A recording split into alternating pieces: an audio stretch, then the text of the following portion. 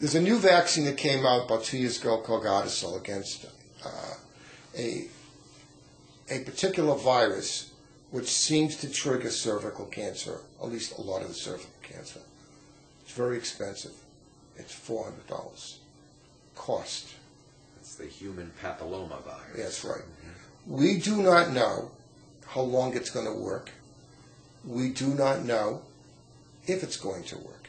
In theory, it's going to reduce about 70% of the cervical cancer potential deaths. In theory. We don't know if we knock out a couple of strains that something else will come along because it may be being suppressed. We don't know.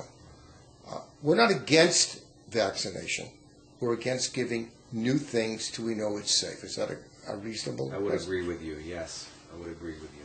And since the drug company decides what the cost is and nobody else, at $400 a girl, and they're trying to eventually get it approved for boys, that's going to be a substantial cost.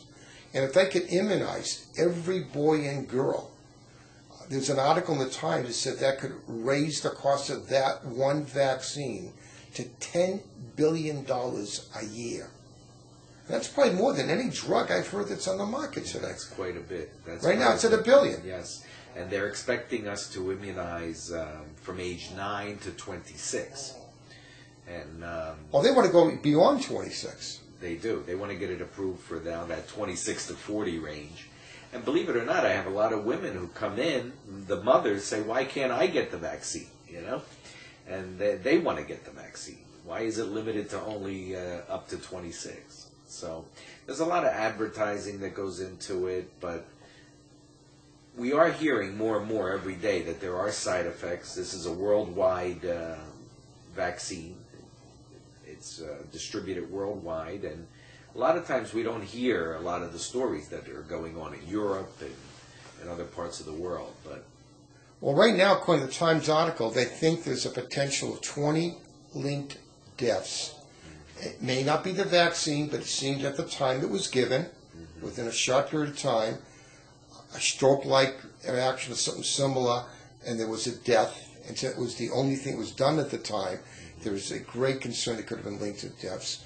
And there were about somewhere around 500 to 600 serious side effects where they weren't deaths, but they were serious clotting and what other kind of things.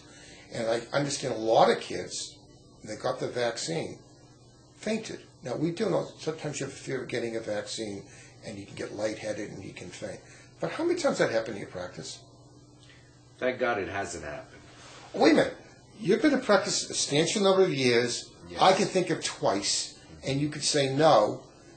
Do you know they want us to watch these kids for 20 minutes after getting the shot so they don't collapse? That's the first vaccine I ever heard that be said Yes, about. I haven't heard that. Yes, in the past. But now they are saying that we should observe the patient and watch the patient for 20 to 30 minutes after the vaccine. And the article had another interesting point. I thought it was great. We discussed it. If you get the vaccine, why do I need a pap smear? Right. That's already been discussed. It's not going to wipe out all the cases, only potentially 70%.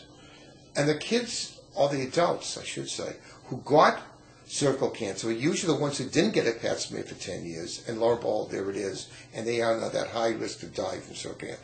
So you can see that mentality could prop up pretty soon. Yes, you hate to think of a false sense of security when people think, oh, I got the vaccine, I don't need to go for my pap smear or my regular gynecological exam. But you do, and you can't not go and get checked routinely.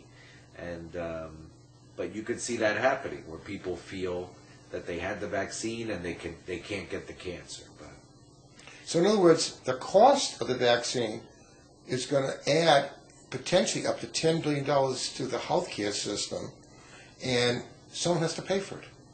That means the premiums are going to go up. Yes. Unless the government decides to give everybody a free ride and pay for the vaccine. Yeah, well, I don't see that happening, but I think it'll be all built in, and in the end, like you say, the premiums go up, and the insurance is... and when you get that vaccine, you're never 100% sure if you bill a private insurance company, you're getting paid for it, are you? That's true.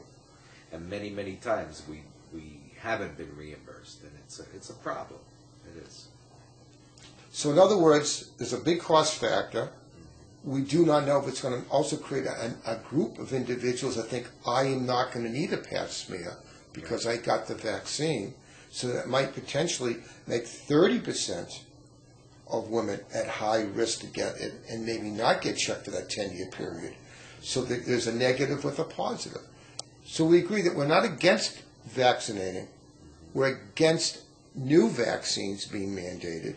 If a parent, after getting all the facts as we know it, wants to give it, we're not against it, but we have to get the truth out and not have the great marketing skill of a drug company to make you feel guilty you didn't get the vaccine. Is that correct? That's correct. That's